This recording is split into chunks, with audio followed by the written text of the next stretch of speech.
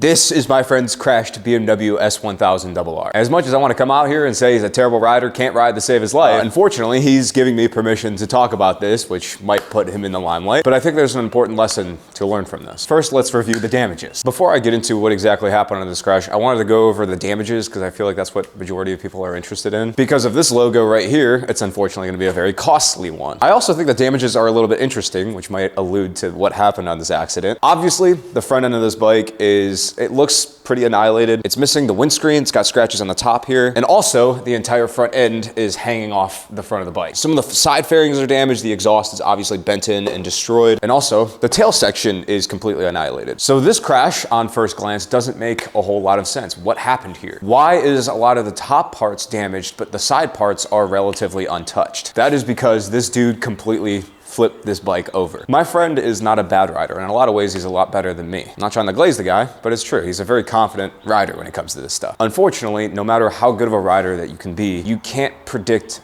everything on the street. And this is stuff I've said time and time again in my videos. Unfortunately, I didn't get this crash on video, so I don't have any evidence. I just have what happened after.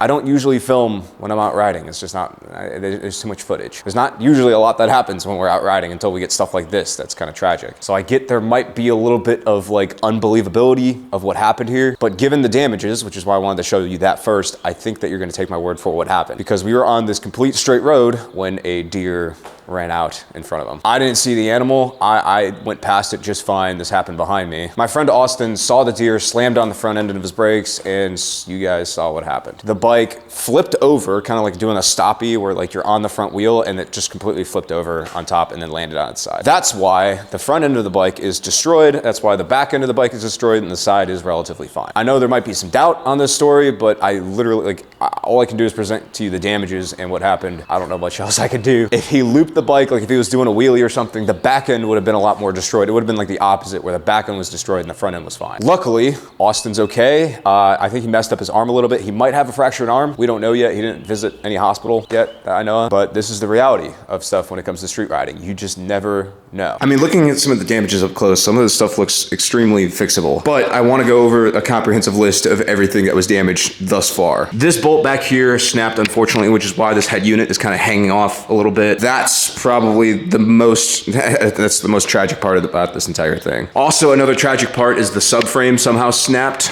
I thought that these were steel tubular subframes, so I'm a little bit confused on how this snapped. It might be made of aluminum based off of that.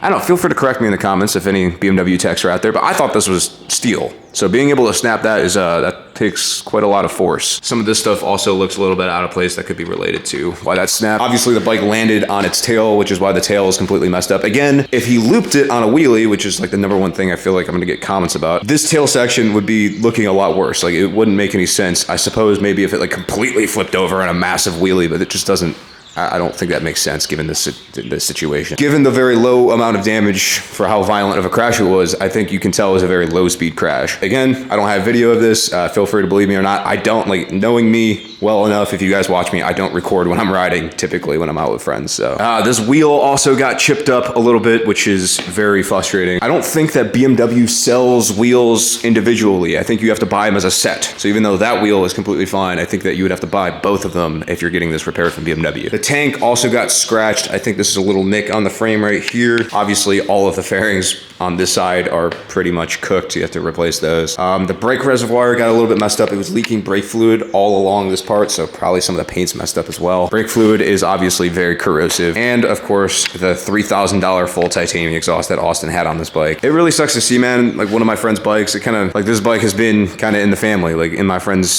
group for a while. You guys have seen this bike in countless videos, and for it to kind of just be here and disrepair, like it really kind of, it sucks to see.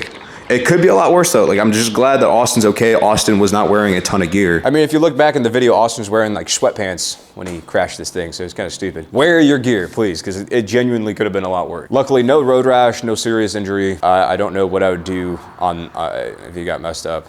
I don't know what you can do because right now we're not in Ohio. Yeah, boys, I kind of forgot to mention that we're out in the great state of Tennessee right now. Great Smoky Mountains out there in the distance. I know I usually like to do these like travel vlogs. This time I kind of was lacking a little bit. which is why the storyline kind of got a little confused, but things happen when you go out riding with friends. This was originally supposed to just be like a solo dolo trip. I was gonna come out here and just like ride around because I really enjoyed going to Florida last time, kind of just riding around by myself. But this time around, I just mentioned I was gonna come here to some friends, and of course they all wanted to come along. So it's just kind of how it shaked out. I hate shoving cameras in people's faces. I feel like the 360 camera is a little bit less obvious, and it's a little bit less shoving cameras in people's faces, and so I get away with it a little bit better. But like stuff like this, I didn't want to do that. So that's why we're here, and that's why I'm filming this video now. I'm by myself at this point. They all left. Austin left this bike though because we're gonna talk about it. So how can we try to make lemonade out of a bad situation? Well, the damage on this bike obviously outweighs the cost that this bike is now worth. Especially if you're going through insurance, this bike's getting totaled out pretty easily. I had an argument with one of my buddies last night who I don't think understood, so I'm gonna try to make this abundant and clear. I think if you were to try to fix this bike with aftermarket parts, like you try to fix this by yourself, without cost of labor, I think that you can probably fix this bike, make it rideable again. And there's not, I'll probably have a few scratches on it. It sucks to own a bike that's been laid down, but it is what it is. That's just the cost of when you actually ride your motorcycles instead of let them sit in the garage. Now, Austin, I don't think is one of those people who wants to have a bike that's been crashed. So I think he is planning on totaling this out in insurance. That's what he's told me. Since the cost to fix this bike is more than what it's worth through a dealership, which is how insurance companies work, basically if you have full coverage on a motorcycle and you crash it and you take it to a dealer, if it's cost more to fix than what it's worth or what it's worth in the loan, then the bike is totaled out, which means it's going to go to auction. Now, usually with insurance companies, you have the option to buy a motorcycle back. Now, this is where it gets interesting because, as you guys know, I've been talking about buying another BMW for quite a while now. Oh, I just realized we have to take care of something really quick. Uh-oh. Yeah, because this part is literally hanging. This whole head unit is not being held on by anything anymore.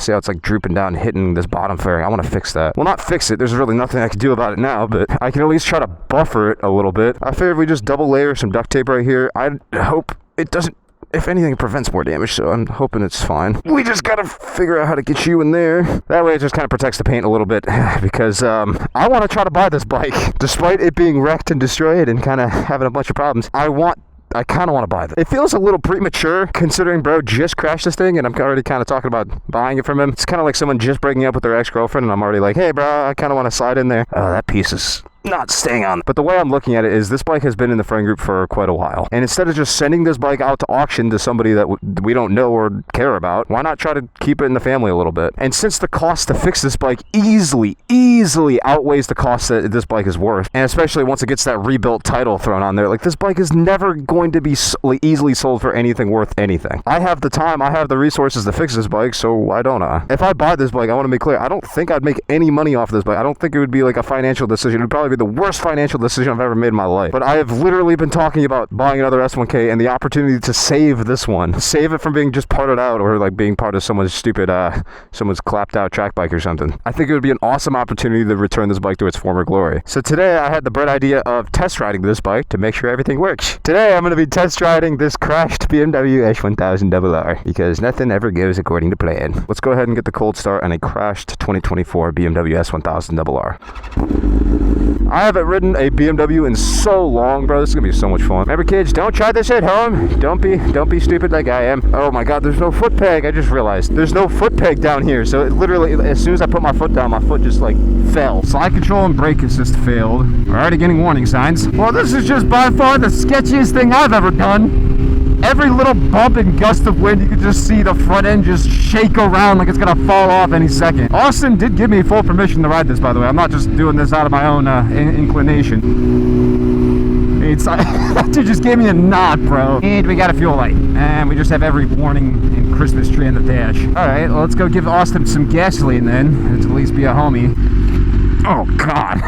I didn't even realize I hit that bump so hard. Let's at least top his bike off to make him feel a little bit better. It's always weird driving someone else's bike when they're not here, but Austin said he didn't care. He kind of gave me full permission to do this, so I guess I'm gonna jump at the opportunity. I don't want to like guarantee anything yet. I'm just talking about, I'm getting a little excited about the idea of saving a bike.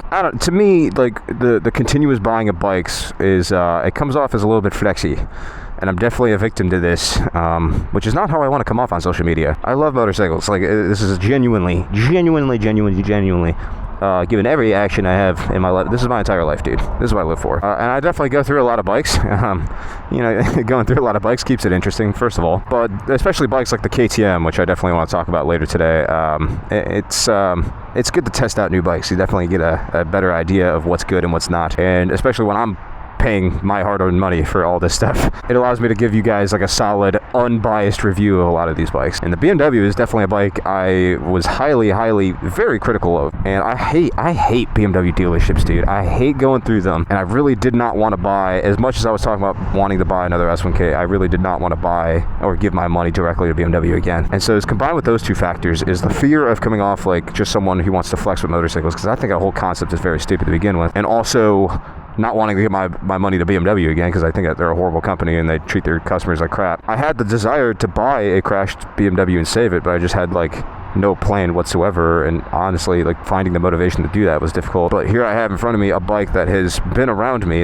I know the rich history of this bike. I know the service manual. I know the previous owner, the dude who bought this bike brand new, has owned it his entire life, modified it, loved it. Like, Austin loved this bike, dude. Like, this was his baby. And I get it, like, when you crash a bike, you kind of lose that connection a little bit. I've had that happen many times with my bikes. And so I get why he's not the biggest fan of wanting to keep this. And I think he is slightly, I don't know, it's just going to be up to him if he wants to sell it to me or not. But I think a majority of people I've talked to in our friend group is excited at the prospect of fixing this bike, especially if he's paid out properly by the insurance company. Oh, I don't have a rear brake. Trying to do a U-turn without a rear brake is very hard. The only thing I'm slightly worried about is this thing keeps getting warning lights. Oh, I think I figured it out. I know what it is. I think because, see how BMW has this like slide control right here?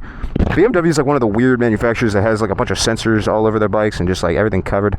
Ooh, it's leaking brake fluid still. That's not good. Because I think the entire front end, yeah, see how this sensor moves with the bike? I think the bike knows that it's off and is telling you to slide control and brake assist failed. That's unfortunate. I also just realized this is popping out. I gotta keep an eye on that. I don't want to ride this bike without a throttle. It should be safe to ride, right? I don't know. It's just so hot out today, dude. My God. Nothing like back in Ohio right now. I think it's like 40 degrees today back where I live. I'm really getting exhausted from these trips, bro. It's like to the point that I didn't record coming down here, which is very unlike me. It's like, I feel like I have this theory. In order to have a following on social media, you got to have a little bit of movement. You got to have a little bit of motion. Like, you have to be doing things for people to want to follow you. And so I try to set my life up in a way that I'm like constantly doing something. And it was just like, this is one of those times I was just kind of getting a little depressed of like, I just want to ride back in Ohio. Oh, that frame is looking not good. I feel like it moved again while I was out moving. I just got to be careful of that. The last thing I want to do is this thing to just collapse and then I wreck because of that. I'm not really geared up today because it's so hot out. I'm like literally tanning, bro. I was really hoping to take it to that car wash over there, but it looks to be full and I don't really feel like waiting around for it. So I'm potentially buying this bike. I'm kind of trying to take care of it. It's got a little bit of Schultz on it, and I don't know. I guess it's not really that important. It's also seeping a little bit of oil right there also. This would be a hugely problematic bike if I bought it. Dude, buying a wrecked S1K would be the dumbest decision I've ever made in my life. But this is what I'm talking. This is kind of like related to what I'm talking about. Oh, that cracked right there also. No, there's so many things. As I'm like, this is why I wanted to ride this bike today, because as I'm looking at it and spending more time with it, I'm seeing more and more things wrong with it. In order to have a following, you gotta have a little bit of motion. You gotta be doing things, even if the things that you're doing are stupid, like this bike. Like, this is just like, when I was younger, like if I thought of like my youthful desires as a kid, like buying a broken down thing that I had a little bit of an emotional connection to, saving it, like fixing it and saving it. This is literally that, even though it makes no financial sense whatsoever. I guess I've been known to make financial sense. It's an entirely just stupid, vainful, this is all popped out. Dude, this thing is destroyed. Oh man, this would be such a stupid decision. It's rideable though, like we're riding. She is certainly rideable. Let's see if we can do the classic.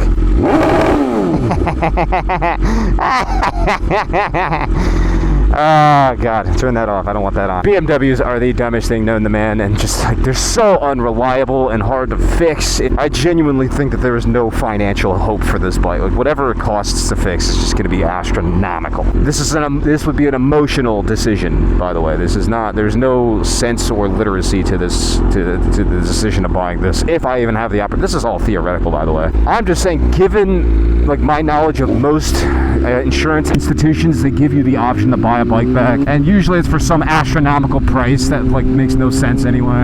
I might have an emotional problem. I try to save things that aren't worth saving. Look at that brake hold. I can check my phone while I'm sitting at a red light. All of my friends are telling me that they want to help me fix it too. Like this is definitely like everybody I think agrees, or we're all in agreement that we want to fix this thing. I hate that it's leaking brake fluid all over this thing, by the way. I don't know if you guys can see that. Brake fluid is extremely corrosive, and just having that leak everywhere is also a safety issue. I really hope this thing can stop and brake on time, given that I also don't really have a rear brake right now either.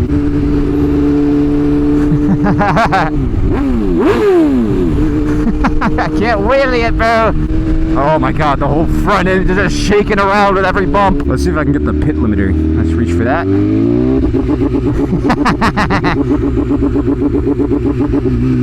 That's one of the BMW party tricks. I missed an S1K so much, man. You guys remember I got hit on the KTM by a woman when I was down in Florida? I got whacked pretty good by a lady. I just realized I think there's a bunch of Wasps trying to make a little home out of my truck. Oh my God, they're everywhere. Holy cow, they're everywhere. Oh my God, he's flying at me. No. There are some wasps climbing on my truck right now. They're like trying to make a nest out of my truck. That's not good. I don't want to see that. I've had my fair share of motorcycle accidents, I think it's fair to say. Luckily, KTM, I actually just got to get this bike fixed. Side little update, KTM finally took this bike in, and it finally is working for the most part. Oh my God, there's another wasp. Dude, they're just everywhere. He really likes the KTM, I think. See him flying around it? Okay, well, it's all yours, buddy. You can have it. No one's taking it from you, little guy. Those are a little bit of environmental science. That is a red paper wasp, or it's a species. They're really highly aggressive, though. Fun little fact, that species, specifically of paper wasp, is very aggressive. More so than regular wasps, so that's cool. Funny enough, KTM actually replaced a lot of the parts that were broken on this bike. I'll probably make a full in-depth video on this bike. I'll save that for another day. But WKTM, they actually fixed a lot. And they also said that they would replace the swing arm as well. So all those little chips right there, those might get replaced as well, which is just really cool. KTM didn't have to do that. That was like completely out of their pocket. And I don't know if KTM would do that for every regular customer, but just like, it's nice as a sign of like an apology, I guess, for all the issues I was having with this bike down in Florida, that they just replaced some of the stuff that they didn't have to do that. So thank you, KTM. A little shout out there. But in terms of what I'm worried about for this bike, my number one concern is obviously, is this bike gonna get totaled out for insurance? It most likely will. I doubt that it would. My only other concern would be if Austin wants to keep this bike, which if he wants to keep it, that's gonna be entirely up to him. I'm not gonna stop him. It's his bike after all. I'm not going to try to tell him one way or another. But I think based off of our conversations, I think he was one of the people saying that this bike is just going to be, it's going to cost way more than what it's worth. Specifically, it's this part right here, I think is going to be, because this like metal bracket snapped and broke a bolt off in the frame. Kind of, yeah, it's like right there. Yeah, it's pretty easy to see. That's going to be the majority of the cost to fix this bike. And also the exhaust. It's like a $3,000 exhaust right there alone. This bike, getting this bike back to looking perfect, which I don't really personally care about, but for him, it's going to cost too much. So in terms of like personal plans of what I could do with this bike, there's a lot. It's kind of like an open palette. It's just going to require a little bit of patience of what is going to happen to this bike. But I think that's kind of where it's going to sit for now. I don't really feel comfortable riding this bike. It still is leaking a little bit of brake fluid. I cleaned up this part right here. I don't really feel comfortable taking this bike out if it's not perfect. Motorcycles, dangerous hobby. And like if the bike messes up, especially that subframe snaps or something, I don't want to make it worse either. Like I want insurance to take care of this bike. I don't want to cause Austin any more grievances than what it's worth. It's just going to be one of those things that requires a little bit of patience and time. But there's only so much we can do when we're staying out here in Tennessee. And we're going to have to get home first. And those wasps are really liking me. Okay. With all that being said, let me know what you guys think I should do. What would you do in this situation? Your friend wrecked a bike. You like the bike a lot. You want to save it. Do you think it's appropriate? I don't know. Maybe I'm being kind of an a-hole here. I don't know. I think it's worth saving personally, and especially when it's a bike as cool as this. I hate to see it go to waste. But as always, let me know what you think. think in the comments down below. I'm excited for this. If it works out, if everything goes according to plan, I just officially sold the Ducati 698, so there technically is room in the garage. My original plan was not to go back up to 8 bikes, but it could work. I don't know, let's see what happens. Well, all being said, I've been Thought Taken, and I'll talk to you guys in the next one. Bye-bye.